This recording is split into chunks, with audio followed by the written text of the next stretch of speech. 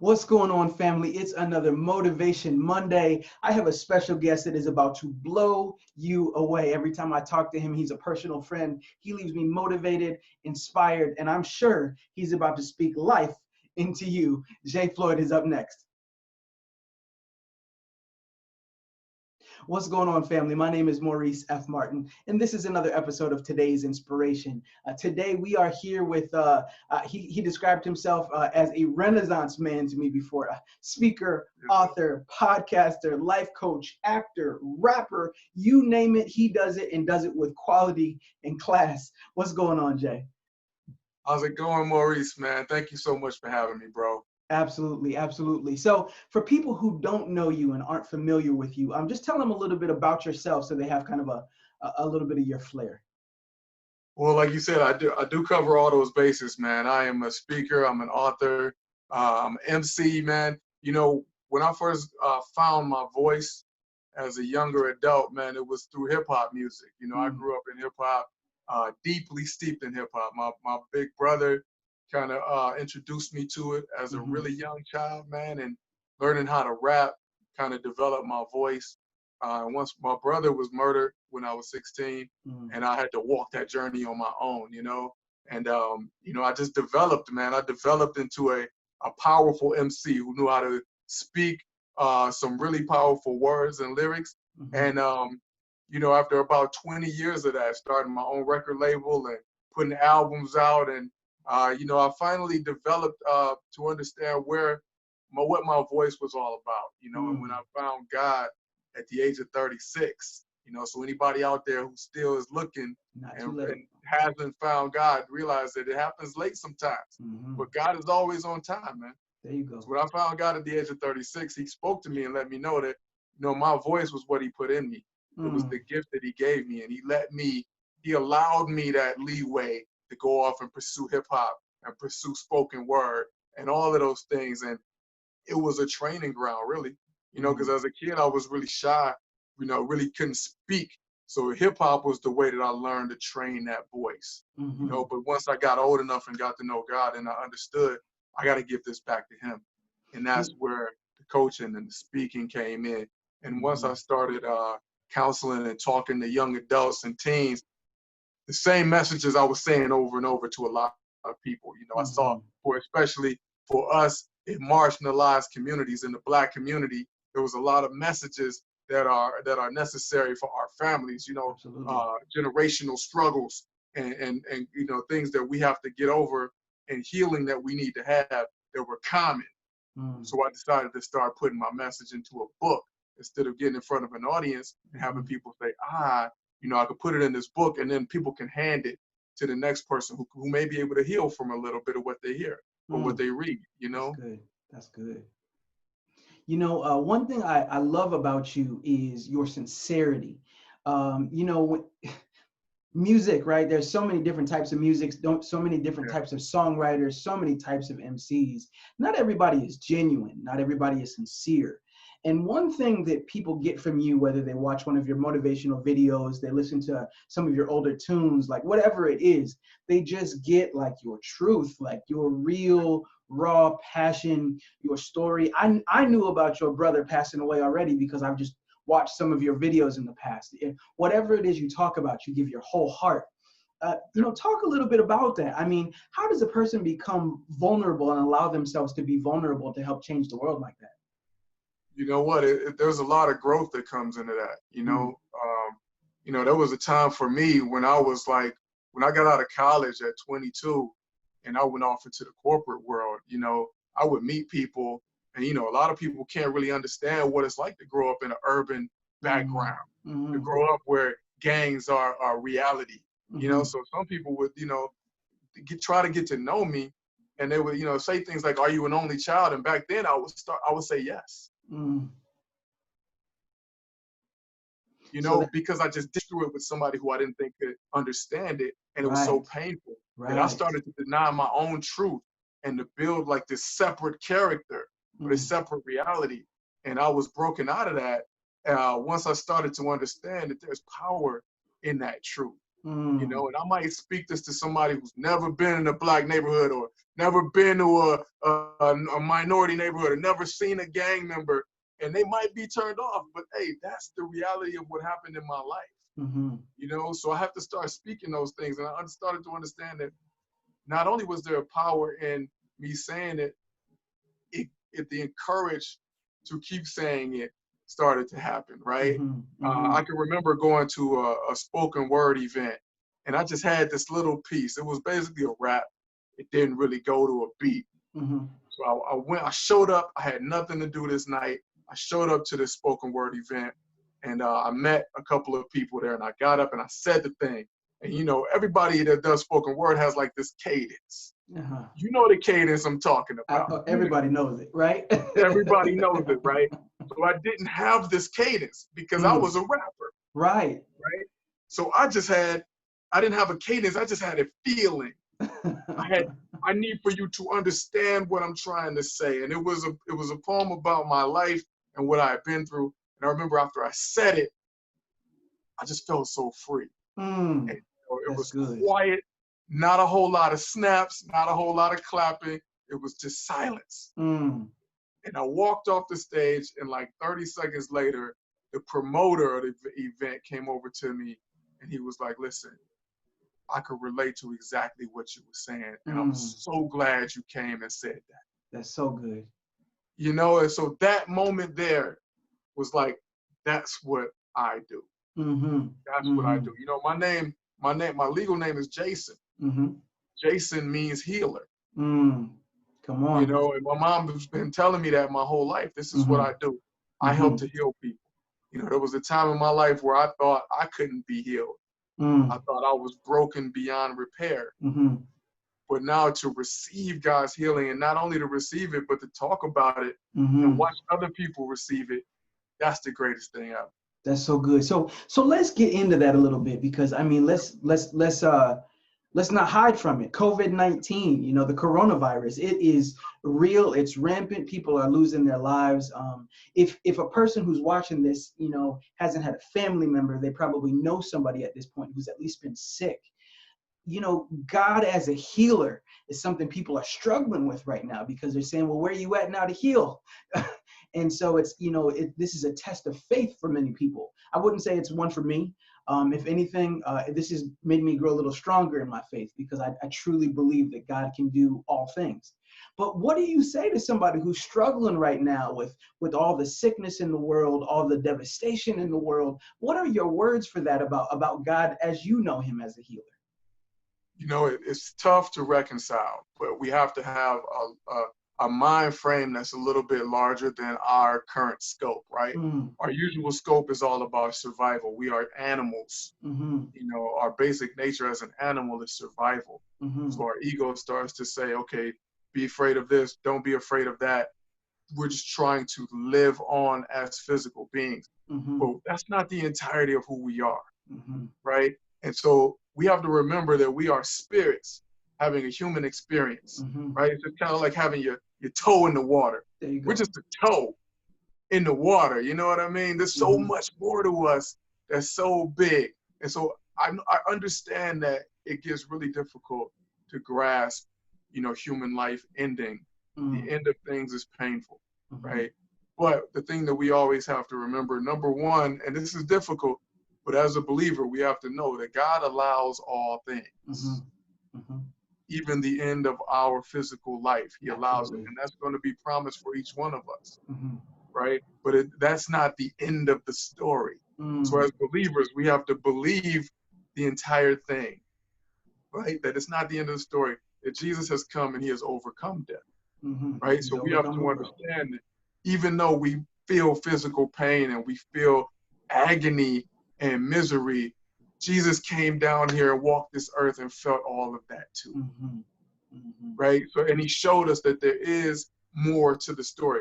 You know, I was reading something today where, you know, it was talking about moral philosophy, and it talked about the concept of there being even the most renowned philosophers from hundreds of years ago came to the conclusion that life is not pushing things along. Mm-hmm. It's being pulled. Mm. Right? So That's good. even the greatest minds can see that there is a force Right. ahead of all of this Mm-hmm. that already knows the full story. Mm. Right?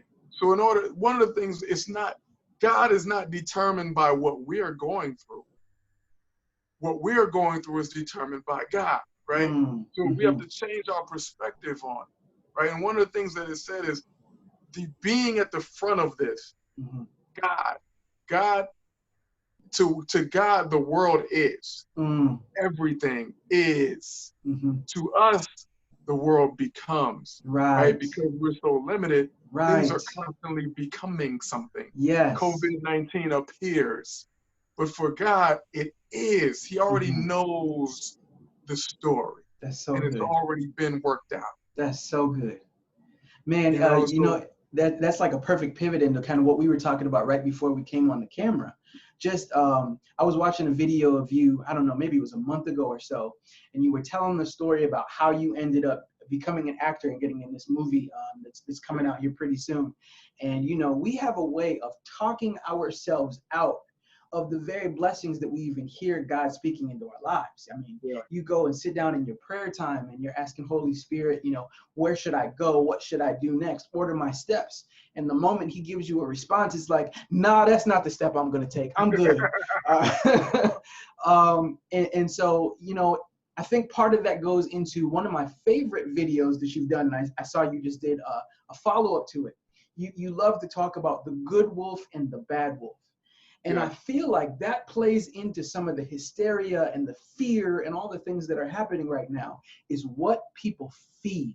Talk a little bit about the good wolf and how to feed the good wolf and what that even means to the life of a person. Well, you know, there's a common story that's always told, and I believe it comes from a Native American story that talks about there being two wolves inside of us.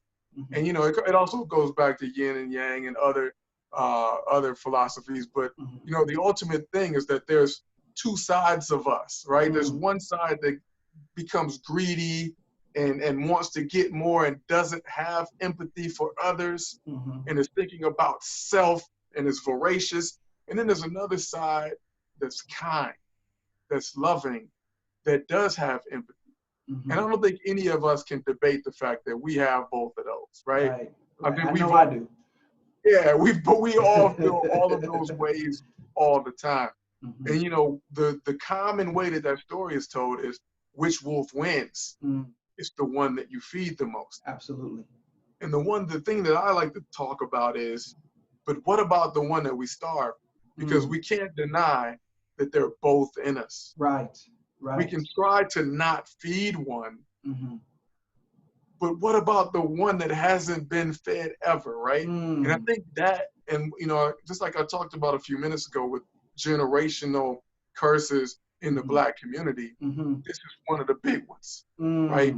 Feeding the good wolf is Mm-hmm. probably our number one issue in the Mm-hmm. Black community. Learning Absolutely. how to accept love, because Mm. we've been left so vulnerable with so little protection by the Mm-hmm. government, by culture, by society, by ourselves, Mm. that when you don't have protection, you don't leave yourself vulnerable enough to love. Mm. And we need to learn how to love our children, love our brothers and sisters, love our husbands and wives. And love is not an emotion. Mm. Love is a standard, it's a discipline. Mm-hmm. It's saying, I choose to do this Right. regardless of what I feel. Right. I value you enough to do this, Mm. That's so good. That's so whether I good. get hurt or not. Mm-hmm. And that is the part that becomes very difficult for us. So when I talk about going back, you know, I believe where the rubber meets the road, man. We got to get what I call funky with a Mm. lot of these things, right? Mm-hmm. Like Mm-hmm. if you want to feed your good wolf, what does that look like? Right. What So does it day look one, like? how do I start saying receive love? I go back to people in my workshop. I'll tell them, okay, the next time you receive a compliment, Mm-hmm. receive it. Right. Don't laugh it off. You know, don't get yourself all caught up in the I don't want to seem conceited. No, ground yourself enough to say, God created me. Mm-hmm. God created me in a unique way. I've been through unique experiences. I have unique gifts. So if somebody gives me a compliment, they're complimenting God's plan. Right. Yes, that's so good. It's not me that I can take it all and just heap all of this glory on myself. Mm-hmm. But it is me, this creation of God that God has made in a unique way. Mm-hmm. He knew us and we're fearfully and wonderfully made. So yeah, if somebody wants to put a compliment on that, we got to give it to it. We got to accept it, put it all on there. That's what I call, like, you don't have to change. You don't have to edit your movie to be humble. Your Wow. movie can still be, you change the world. Right. But you do need the proper credits in your movie. When the Absolutely. credits roll, it should show that God did it.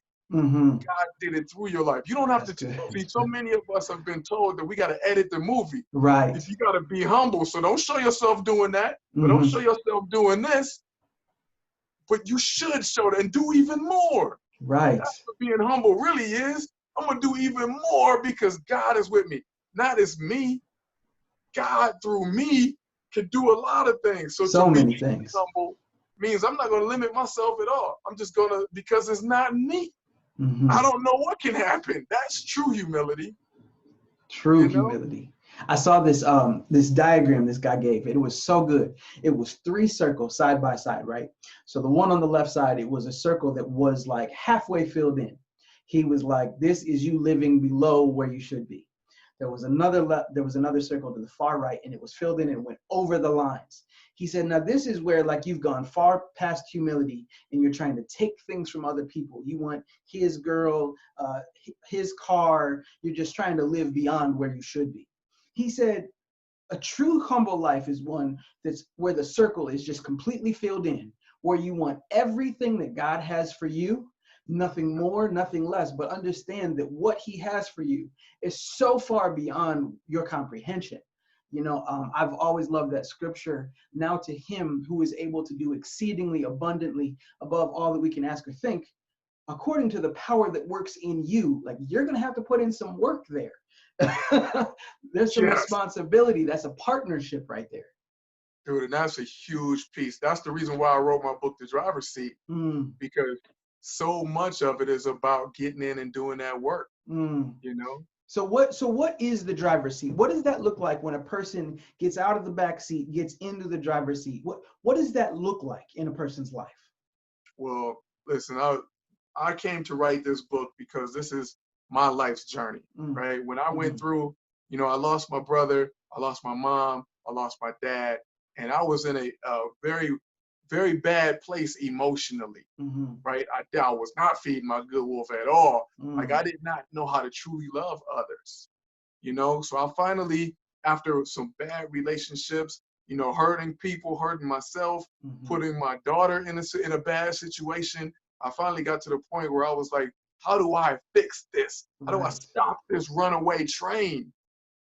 And I went to a counselor. I went to a therapist. And that therapist listened to my whole story. And I told a story about when I was younger. We had a very rough life, tumultuous. We would be in the car a lot.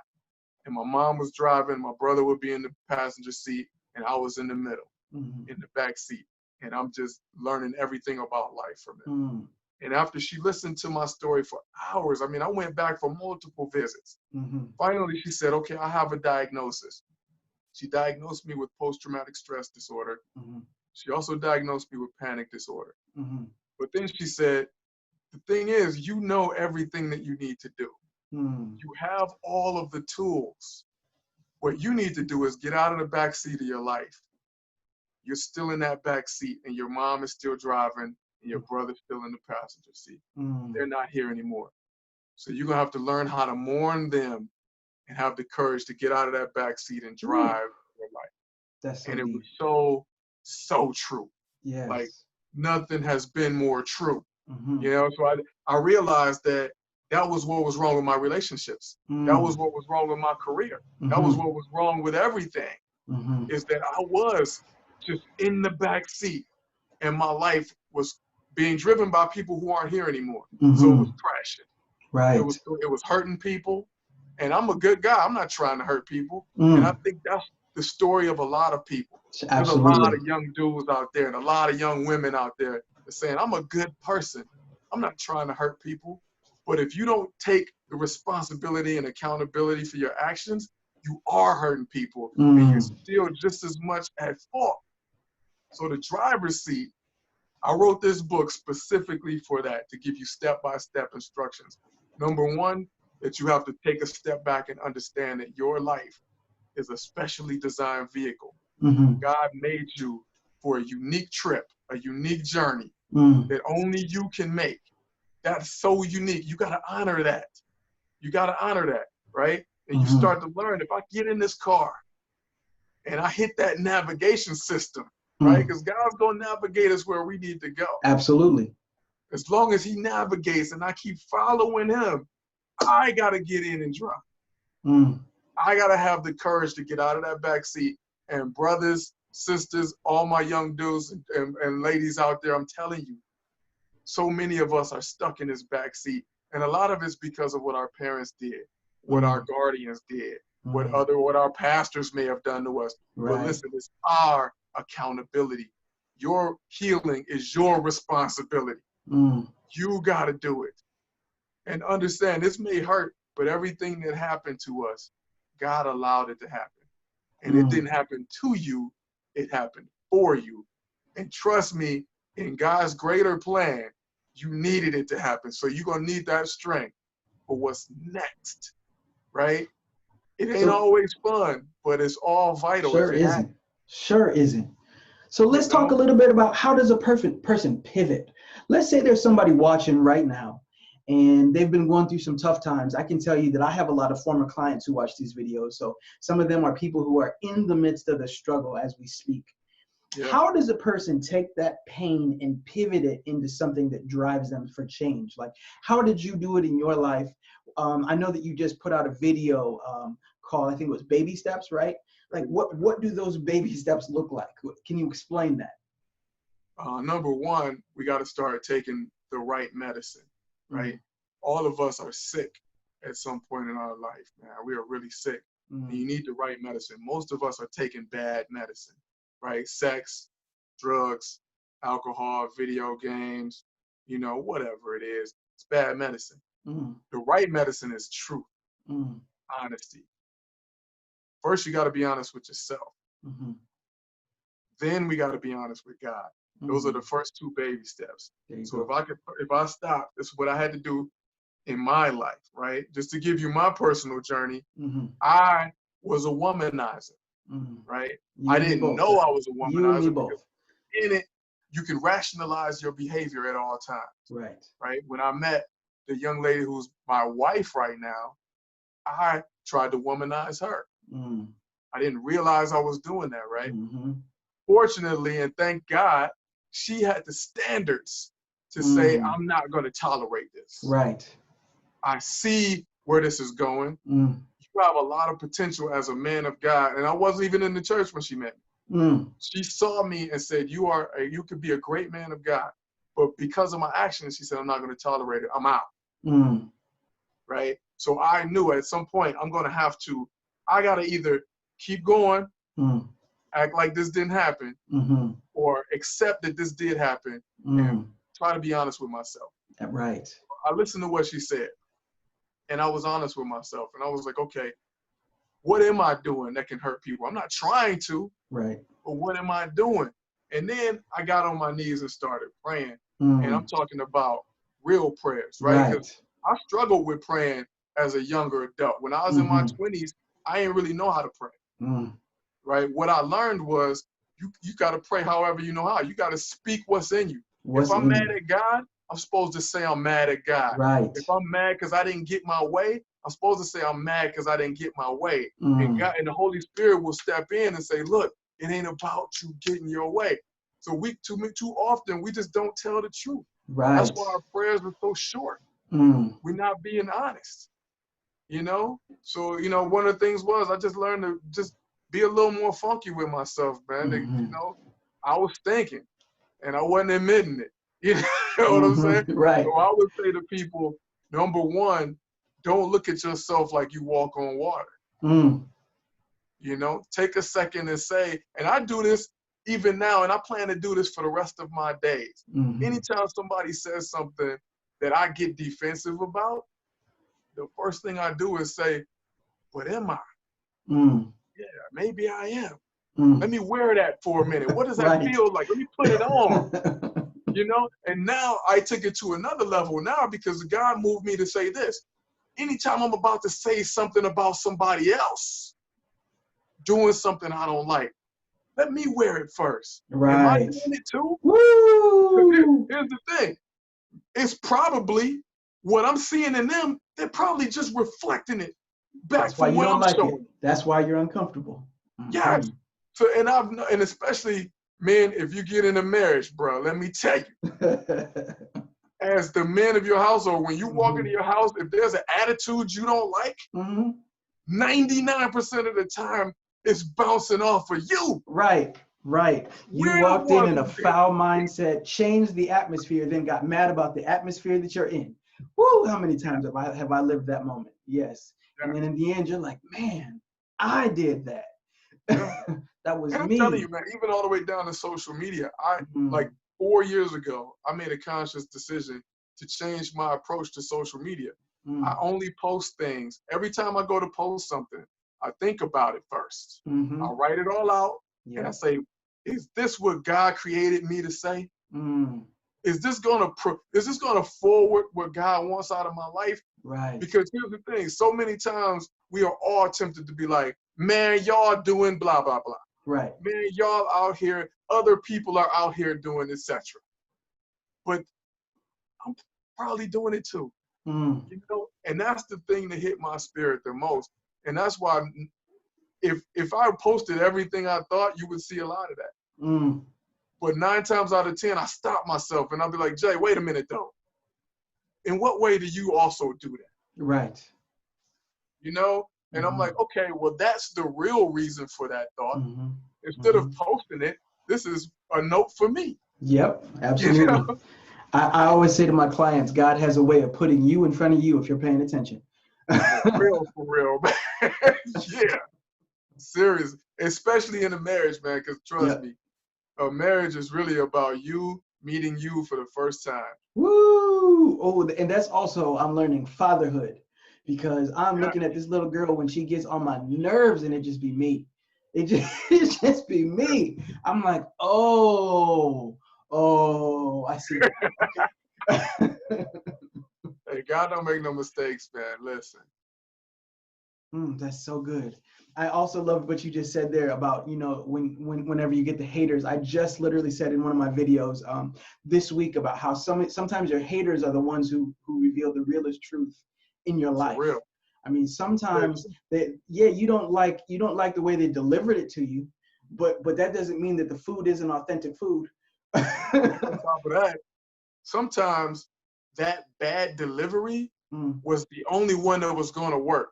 Woo, the only one you were going to actually pay attention to. Exactly. You know, I tell this story in my workshop, in the driver's seat workshop, about, you know, if you were late to work 10, 15 minutes every day, you probably in your mind learn to rationalize that and say, I'm usually there on time, but usually you're late. So if somebody ever says, hey, you know, you be late to work sometimes, you know the first thing you're going to do is jump defensive. You're going to get super defensive. You're going to get upset. How could they? I can't believe this. Well, guess what's going to happen the next morning? You're going to be on time. You're going to be on time for work. So that's good. The only message that will work. Anything else would not have changed your behavior. Yes, and that's absolutely. the way God works with us. A lot of times with the things that we think are our enemy are really an adversary, and that's not the same thing. Adversity comes into our life for a reason. Right. You know, there's plenty of people I don't get along with, but they're the healthiest thing for me. Right. That's so good, man. People are gonna have so much to trip on after this interview. I have a feeling you're gonna have a few new fans and hopefully a couple new clients. I don't want to keep you too much longer because I know you got some kids and a wife waiting for you. So let's go with this. So first of all, you've been talking a little bit about your workshops. So, I mean, are you still doing workshops? Are you doing any online workshops? How does a person link up with you who's looking for a life coach, or who's just looking to just, who needs a kick, needs a push, needs a spark in their life, and they're hearing you speak and they feel like you might be a gift from God in their own life? How do they link up with you? Absolutely. They can email me at jfloyd1@gmail.com. Mm-hmm. You can check out my Facebook page, which is Jay Floyd Speaks, my Instagram, which is Jay Floyd Speaks, and my Twitter, which is Jay Floyd Speaks. Mm-hmm. One of the things I do want to do more workshops. And right now, actually, strangely enough, in February, before the quarantine happened, I met with my own life coach. I have a life coach, you know, coaches have coaches. Absolutely. I met with my own coach and, you know, kind of worked out what my workload looks like and what's the best way for me to make impact. And after that meeting, I made some decisions on how to change part of my strategy. So I do have a new book that'll be coming out pretty soon. Excellent. And more workshops that'll be coming out pretty soon. So you will see many more ways to access me, and so we can keep building, because I do want to change my model. I love life coaching, but I want to bring it to more people in a different way. Yes, yes, absolutely. I learned that even as a counselor, there are some people, and I think you and I are both those people, that are just meant to be in front of multiple people at one time. It's not that the intimacy of one interaction isn't super important, but you have the ability to connect with multiple people in a deep way, all at the same time, and it's a gift from God, and you are a true blessing to people, man. Let's talk a little bit about this movie. When is the movie? Do we think it's coming out? Because I mean, you were just trying to get a little eeny weeny teeny weeny role in a film, ended up getting one of the leads. So what's going on with that? What's the name of your film? State of Mind, right? State of Mind. Yeah, it's called A State of Mind. It is directed by Mike Berry, also a motivational speaker. Some people may know him from his 1 minute of motivation. You know, we roll in the same circles. You know, we had never really met. He's also a former rapper. We also were rolling in similar circles back in the music industry. So I'd seen him. We had, you know, been keeping up with each other. I saw that he was directing this movie. And then when I read what it was about, that it was dealing with mental health and mental health issues and how they can perpetuate in the Black family if they're not dealt with and healed, I was like, there's no way I am not getting in on this movie. I'm going to participate. I don't even care if I'm a key grip, whatever a key grip is. I don't even know what a key grip does. But I'm going to be a part of this actually know what that is. Exactly. So yeah, I went out and I found like the smallest role you could find. It was just 5 lines and memorized them and went in, and I did not get it. But by the grace of God, they saw something in me and tracked me down to get me back in as one of the leads. So it was really good. The part that I play is the character who brings the depth of the mental health issues and shows what they look like. So it was a godsend. And you know, I feel like the reason they saw something in me without the tons of acting experience was because God has uniquely prepared me for a role like this. There you go. So your gifts will make room for you. Your gifts will make room for you. And you know, that's another piece of advice that I give to anybody that's out here that want to try things and they're afraid or they may have stage fright. Listen, I get stage fright still every time. And I've been on so many stages, it's ridiculous, but I still do. But what gets me over it nowadays is the reminder that I have to do it because God has uniquely prepared me. And if I don't do it, nobody else will get up and say the things that God wants to be said. So reminding myself of that makes all the fear go away. That's so excellent. I used to, when I was in junior high school, all that, I was an instrumentalist, and every time it was time for performance, I would just shake, tremble. I mean, I used to have the worst anxiety. And now when I speak to people, they don't ever believe me, how much anxiety sometimes I still have to speak. As a musician, man, I would not go out and speak to the crowd until after the show. Like after the show, I was cool. We can talk. But beforehand, bundle of nerves. I would just hide in the back until it was time to be on stage. And nobody believes that about me. It's like, look, just because God put something in me doesn't mean I'm always comfortable with it. Yeah, and you know, that's just a testament to how great God is, and Yes. how his mercies have to be renewed daily. You Mm. know, it doesn't matter. You see all these people that get on stages and stuff. Listen, we all still struggle with the same things we've always struggled with. Yep. These are weaknesses of the flesh. There's no cure for those type of things. There's no cure for anxiety. Mm. God gives us the power to walk over it. Right. Even without a cure, we can walk right past it as though it doesn't exist. Or That's the sometimes you can't greatness of go God. over it, you got to go through it. And Yeah, sometimes it's meant for you to go through so you can grow and develop and mature. And that's that's so true. okay. It's okay for you to hit adversity. When you go to a gym, you're not going to build muscles unless you hit some resistance and build through your resistance. Those are just facts. Sir. Yeah, Yes, that's sir. so good. Well, listen, I'm going to let you go. Down below in the about section, I'm going to make sure I put a link to your podcast, your YouTube channel, your Facebook. Thank What else do you want to say to the people who have been watching, who stuck with us till the end of the interview? Because I know for sure that you have changed some lives and that you have some new fans today. So what do you have you. to say to them?